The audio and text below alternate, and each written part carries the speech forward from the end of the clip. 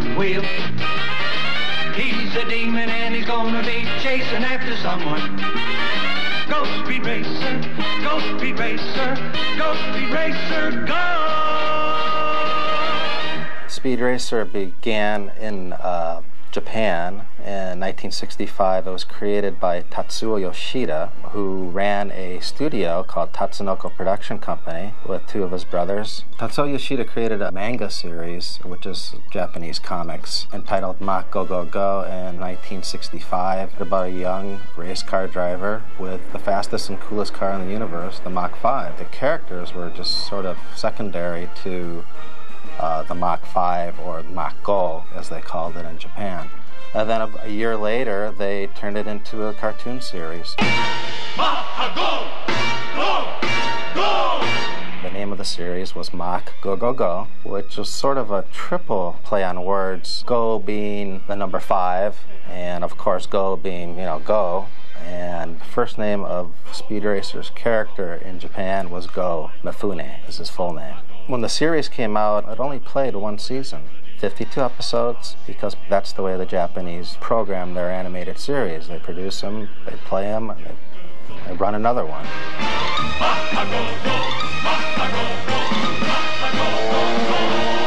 Translux Productions picked up the adaptation rights and somehow found Peter Fernandez. Some editors called me and they said, "We have this series coming in, and we'd wonder if you'd be interested in it." With the only directions being Americanize it. I could do anything, name the characters, write the dialogue, whatever I wanted, but I had to follow the plot, of course.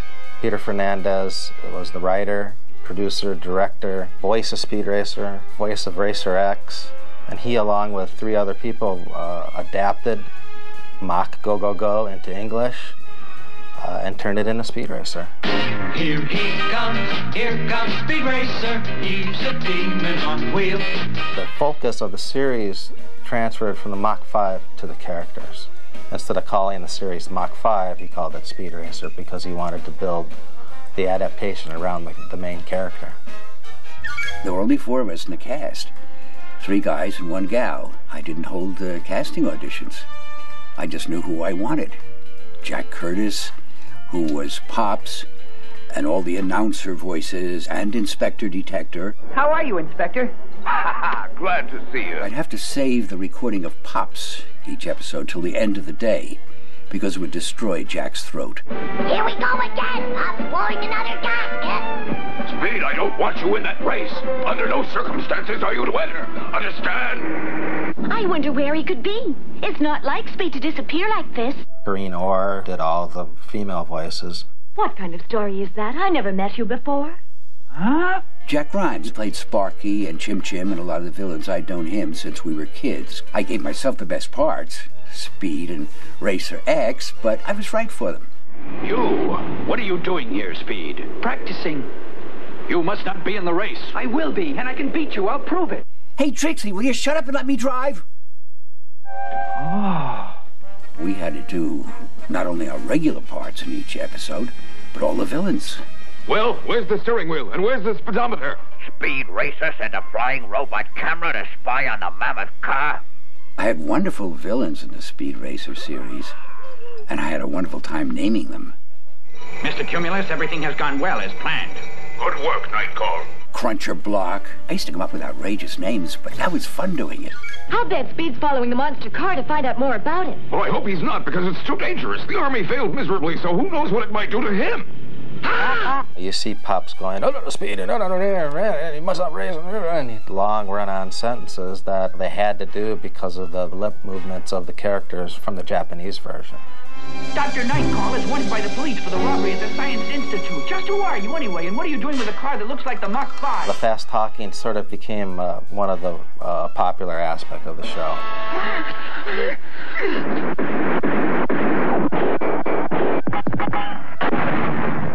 The original Speed Racer was pretty violent for a kid's cartoon. There were scenes in the Japanese episodes that were edited out due to the content.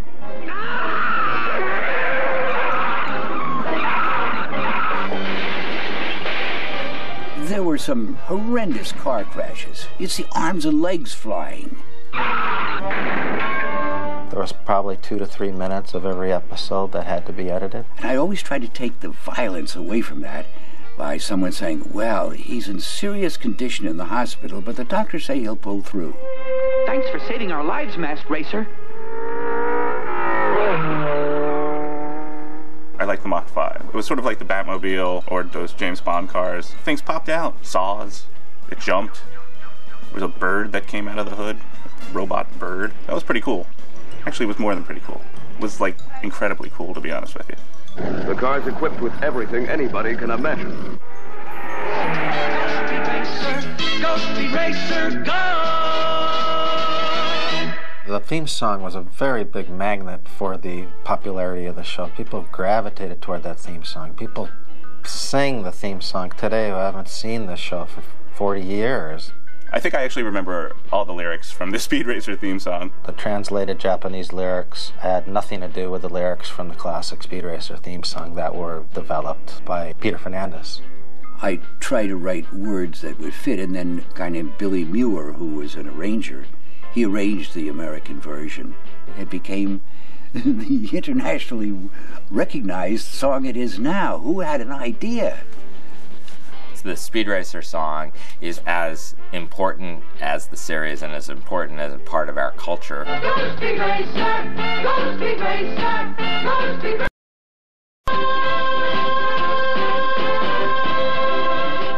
When it came over to the United States, it went through a completely different television distribution pattern and was on, for almost 20 years in syndication throughout the U.S. Primarily, they played it after school, got great ratings, so they kept playing it and playing it and playing it. It was really different looking, and people hadn't seen that before, and it was more serious sort of stuff rather than the slapstick Warner Brothers or Tom and Jerry. It was a story about family and real people.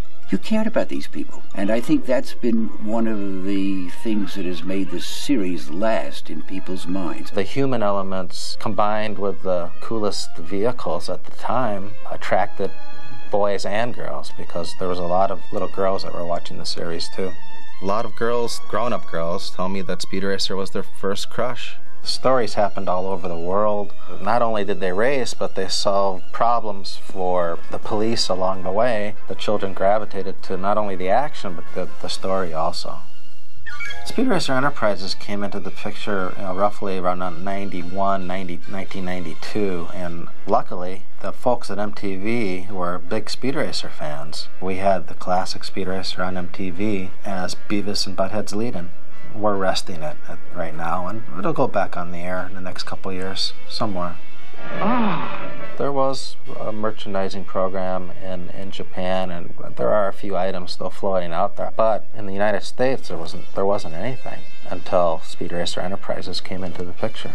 We've had anywhere from 25 to 30 companies a year in different categories, from t-shirts to vehicles to collectible toys to comic books, many different product categories over the years. We get calls from various industries wanting to use Speed Racer as, their spokesperson or on their product. In '94, there was a big national Volkswagen commercial, totally reanimated. Speed, if you don't win, we could lose everything. Here, Speed, the Volkswagen GTI. It really is not only a seminal work for animators and has such an incredible influence on animators, but you see that it also has such an influence on people that are creating live-action movies and television shows. It's a part of world popular culture. You see it referenced in advertising. You see it referenced in product design. Here they come to the finish. Speed Racer is the winner with a Masked Racer coming in second.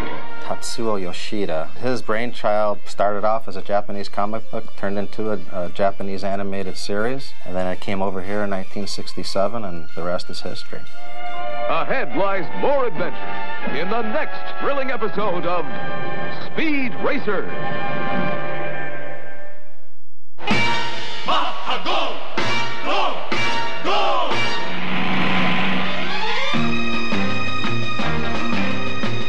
風も震えるエアピンカーブ終わり物かとゴーゴーゴーホワイトボディマッハゴ負けに魂親譲り走り出した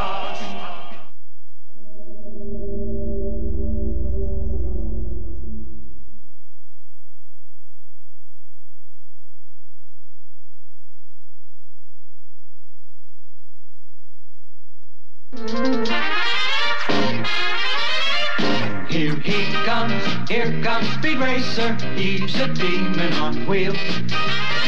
He's a demon and he's gonna be chasing after someone. He's gaining on you, so you better.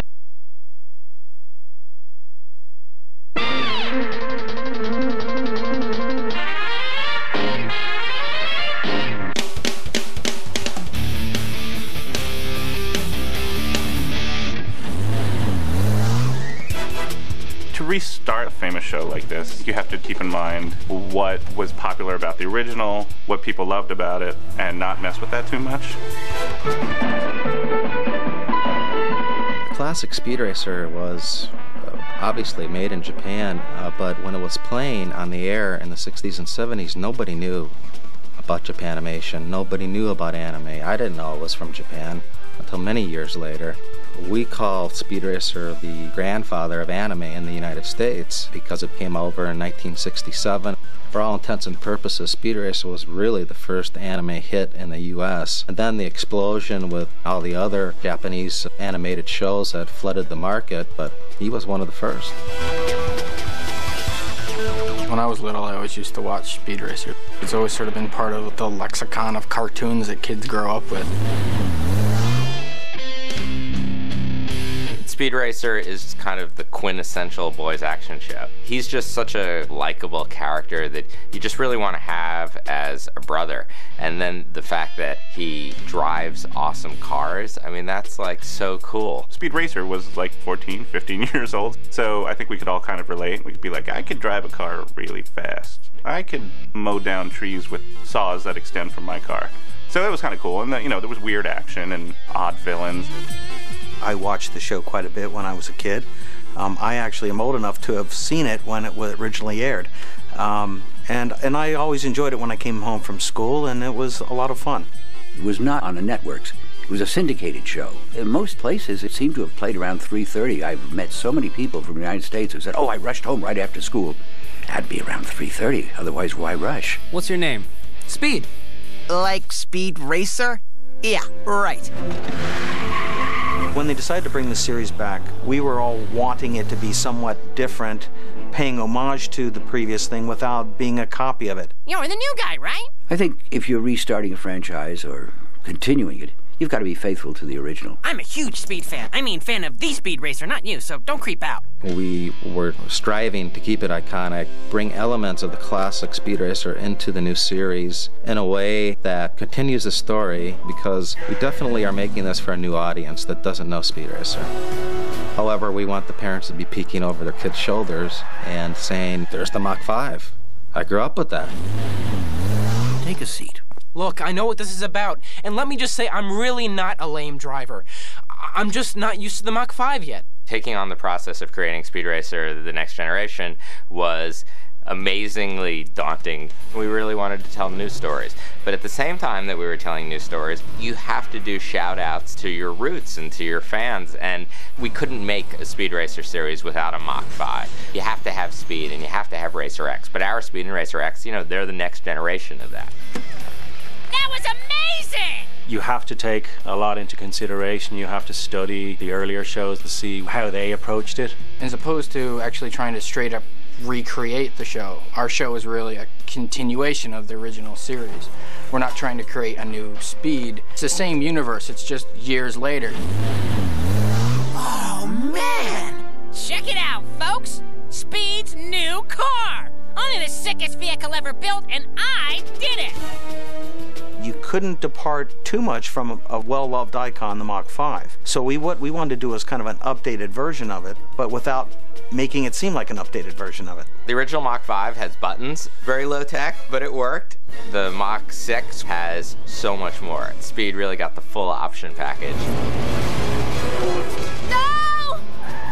He has more advanced radar and tracking technology that was available in the Mach 5. Speed, can you hear me? Loud and clear, Lucy. They've got a hologram when he's talking to Lucy and Connor. There's a hologram that pops up on the screen. With the Mach 6's new engine, they shouldn't be able to keep up with you on the flats. The technology that fuels the Mach 6 is unlike anybody's ever seen. This design is incomplete, but this engine was designed to run something besides gas. We sort of expanded out on the idea of what if we made the car gasless? I think I'm starting to understand understand why everyone was after my dad.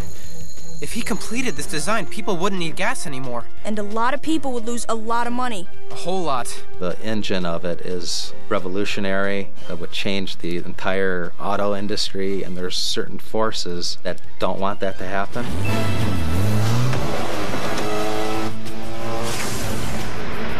Racing in the virtual track, as opposed to just setting up all of the races in the real world, was great because you could set up any sort of race you wanted.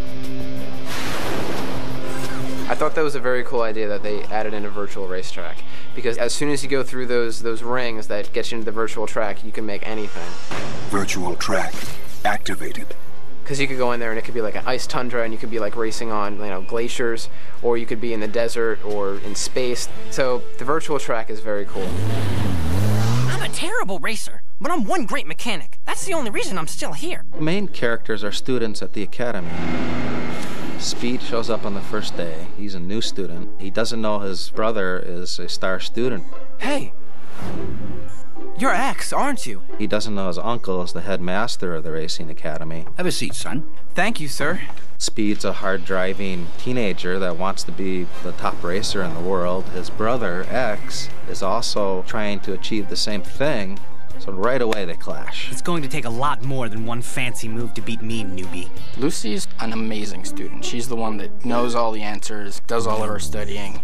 She's the one that will tell Speed how to do what he needs to do better. Head south 500 feet and then turn 30 degrees north for 200 feet and then make a sharp right. Wait, couldn't I just head up that path? Sure, if you don't mind going 8 seconds out of your way. And then you have Connor. Basically, he's the goofy, lovable mechanic. Check it out. It's the Mach 5 and I built it. Peep these smooth lines. Whoa! Speed, say hello to Chim Chim. Chim Chim was certainly something that was an integral part of the original series. To me, it was a natural evolution. He can pull things out of this bottomless pit of a chest that works for whatever problem may come up. Hey! Little Speed Jr. now has the parts to build the Mach 6. This won't stand. The main villain of the show is Zyle Zasek, who's the head of this big oil corporation, but he's also obviously the secret villain who runs this sort of shadowy organization who's constantly after Speed in the Mach 6. And he runs throughout the whole season, but above that we have other villains. Some of them work for Zyle, some of them have their own agendas, but there's somebody always after Speed.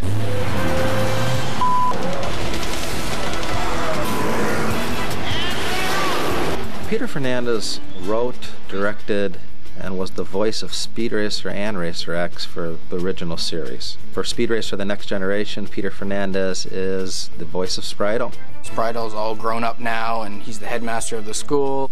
Excellent race, Speed. You made me very proud. And I know your father would be as well. To have Peter Fernandez involved, you couldn't ask for anything more. It's the guy who made Speed Racer. It's like the ultimate stamp of approval.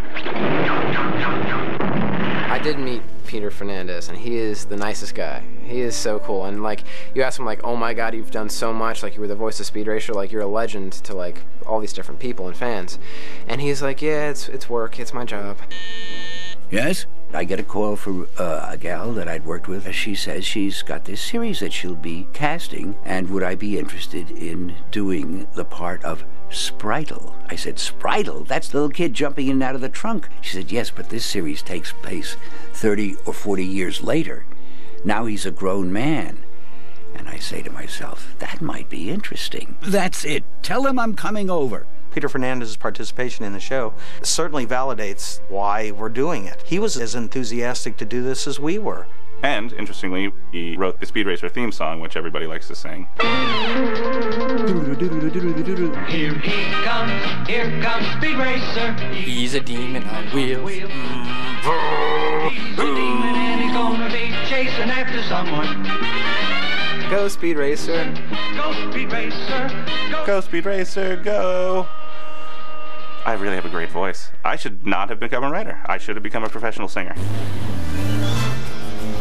I think Speed Racer, because of its longevity and its popularity after all these years, should and maybe will go down in the annals of really long-term, slightly revolutionary change in animation. When you have something like Speed Racer, the original series, it's a part of world popular culture. As far as the history of animation goes, I would put Speed Racer, the series, up against any of them. People are still talking about it. They're still toys. If they put out a new Mach 5, people are snatching up those toys.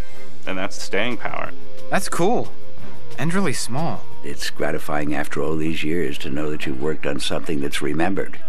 And I thank the fans for that. Go Speed Racer, go Speed Racer, go Speed Racer, go! Go Speed, go! Go Speed, go! Go Speed, go! Ah, quit it.